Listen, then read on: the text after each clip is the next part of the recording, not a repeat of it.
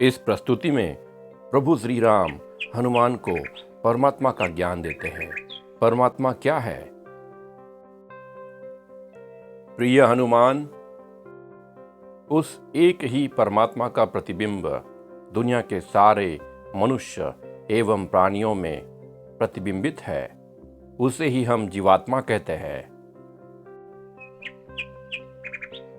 प्रिय हनुमान, एक ही आकाश का प्रतिबिंब प्रत्येक नदी और तालाब में है।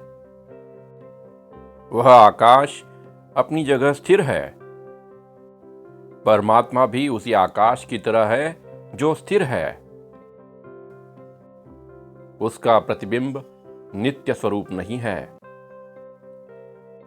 जैसे आकाश ही एकमेव सत्य है, बिल्कुल वैसे ही परमात्मा वह परब्रह्म है। वही एक अंतिम सत्य है। इस दुनिया का प्रत्येक मनुष्य, प्राणी एवं जीव उस परमात्मा की परछाई है। प्रिय हनुमान, मैं परमात्मा हूं और तुम मेरी परछाई हो। यही परम ज्ञान है। यह एक रहस्य है। यह रहस्य केवल उन्हीं को बताना चाहिए जिनकी मेरे प्रति श्रद्धा और भक्ति है। अगर मेरे प्रति श्रद्धा और भक्ति नहीं है तो ऐसे व्यक्ति को यह ज्ञान देना नहीं चाहिए, भले ही उसके बदले में तुम्हें साम्राज्य ही क्यों ना मिले। प्रिय हनुमान, इससे बेहतर मार्गदर्शन मैं तुम्हें नहीं दे सकता। यही सर्वश्रेष्ठ है। केवल रस्सी ही सत्य है। उसकी परछाई जो सांप की भांति दिखती है, वह सत्य नहीं है। बिल्कुल वैसे ही परमात्मा ही एकमेव अंतिम सत्य है और यह जगत एक आभास है जो सत्य नहीं है। यह प्रातिभासिक जगत मनुष्य को सुनने में, देखने में और विचारों में सत्य प्रतीत होता है, किंतु यह उतना ही सत्य है जितना कि स्वप्न में देखी हुई सर्व वस्तुएं। जैसे एक स्वप्न सत्य नहीं है, वैसे ही यह जगत भी सत्य नहीं है। आत्मा शरीर, इंद्रिय, मन, बुद्धि एवं प्राण से भिन्न है। आत्मा एक है, सर्वश्रेष्ठ है, शाश्वत है, निराकार है, आनंदपूर्ण है, पवित्र है और उसमें कोई दोष नहीं। जिस क्षण तुम्हें आत्मा का यह ज्ञान प्राप्त हो जाएगा, उसी क्षण तुम मुक्त हो जाओगे। अपने गुरु की वाणी को पूर्ण भक्ति एवं श्रद्धा से सुनकर उस परमात्मा और जीवात्मा को अनुभव करने का प्रयास करो। वह गुरु कहते हैं, तत् त्वम् असि, मतलब वह तुम हो। उस स्थिति में पहुंचकर उस सत्य का अनुभव करने के लिए गुरु की कृपा अत्यंत जरूरी है।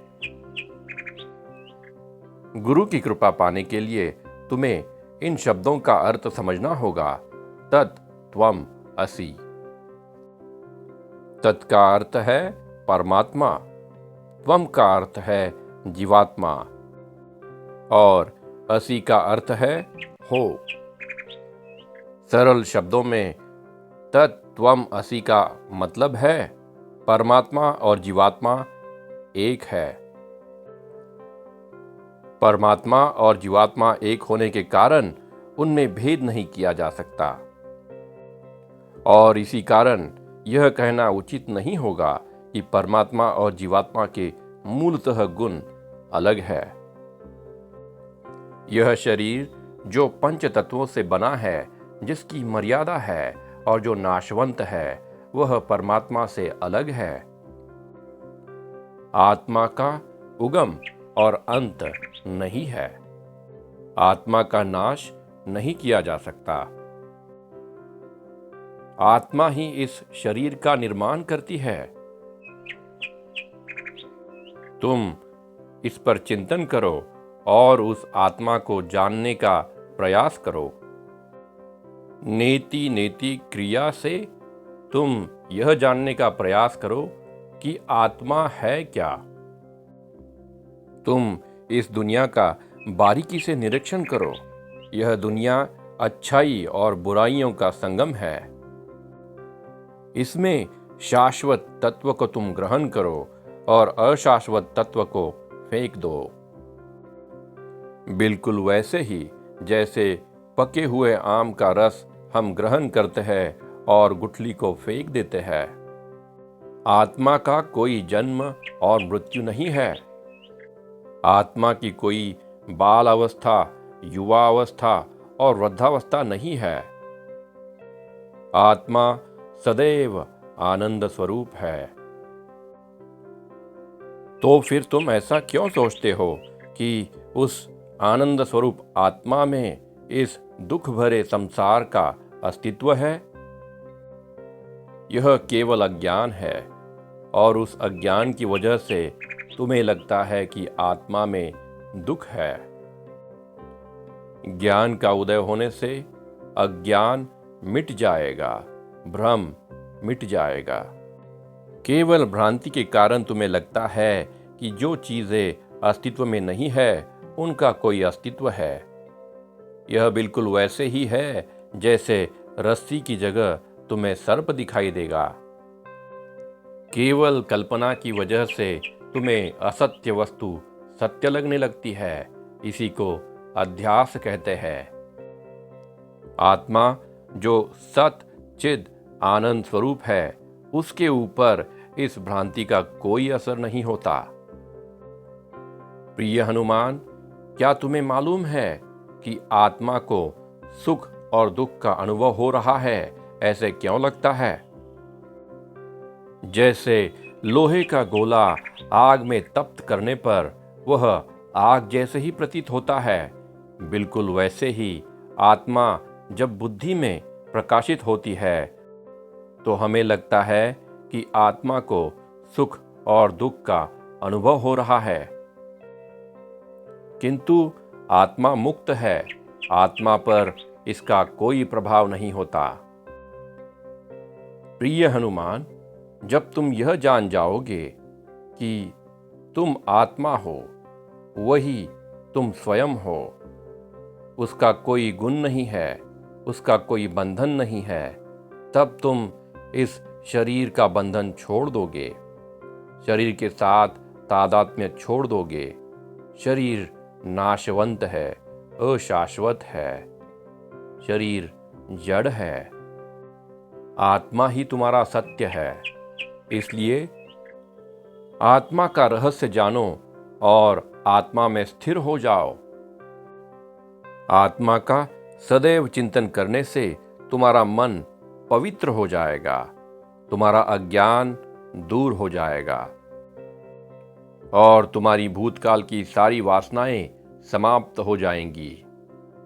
यह बिल्कुल वैसे ही है जैसे प्रतिदिन औषधि लेने से तुम्हारे रोग दूर हो जाते हैं।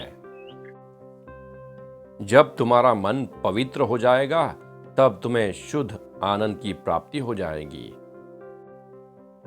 प्रिय हनुमान, तुम आत्मा का सदैव चिंतन कैसे करोगे? वेदों में कहा गया है, तुम एकांतवास में चले जाओ, इंद्रियों को बस में करो और किसी भी बुरे विचार के बिना तुम केवल आत्मा पे एकाग्र हो जाओ, आत्मा का ही चिंतन करो। ऐसा विचार करके तुम समस्त संसार को उस आत्मा में विलीन कर दो, तभी तुम्हें परम आनंद की प्राप्ति होगी। तुम यह चिंतन करो कि तुम परब्रह्म हो, तुम्हें कोई बंधन नहीं है, तुम सर्वज्ञाता हो और तुम पवित्र हो। तुम सतत इसी भाव में रहो। परमात्मा के साथ एकत्व का संबंध बनाओ और खुद के भीतर ही आनंद की प्राप्ति करो। तुम्हारे बाहर इस जगत में क्या है, इसकी चिंता और चिंतन छोड़ दो।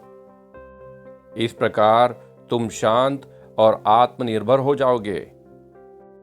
जैसे एक विशाल समुद्र बिना लहरों के स्थिर रहता है, शांत रहता है, वैसे ही तुम शांत और स्थिर हो जाओगे।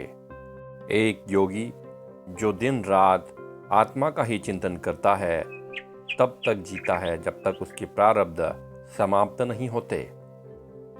प्रारब्ध के समाप्त होने के पश्चात वह मुझ में यानी परमात्मा में लीन हो जाता है।